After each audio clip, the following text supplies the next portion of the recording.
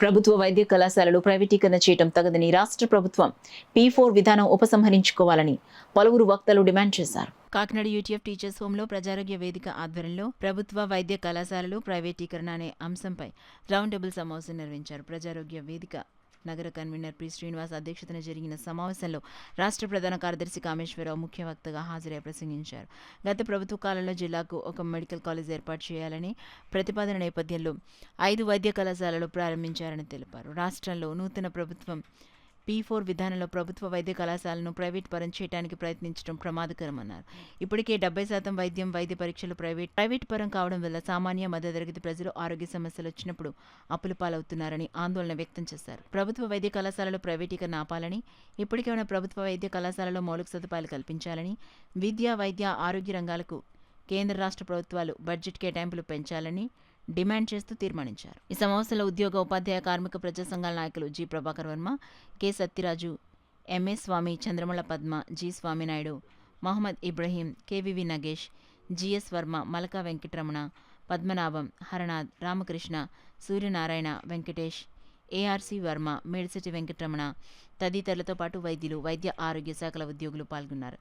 ఈ సమావేశానికి దుంపల ప్రసాద్ ఆహ్వానం పలకగా పలువెల వీరబాబు వందన సమర్పణ చేశారు.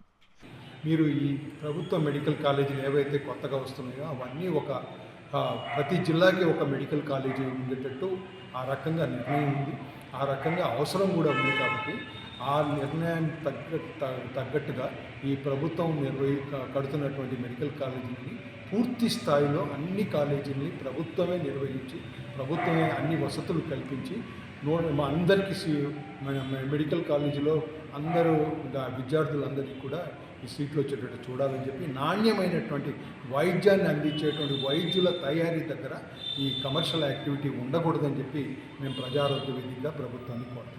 ఆ నిమిత్తమే ప్రజారోగ్య వేదిక రాష్ట్ర వ్యాప్తంగా అన్ని చోట్ల మేము ఈ సెమినార్లు, రౌండ్ టేబుల్స్ నిర్వహిస్తున్నాం.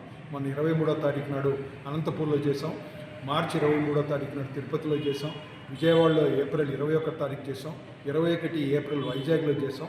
ఈ రకంగా ప్రతి జిల్లాలో కూడా మేము జనాల్ని జాగృతం చేయడం కోసం, ఈ ప్రైవేటీకరణ ఆపాలి అని చెప్పి ప్రభుత్వం మీద ఒత్తిడి తీసుకురావడం కోసం ఈ కార్యక్రమాలు చేస్తున్నాం.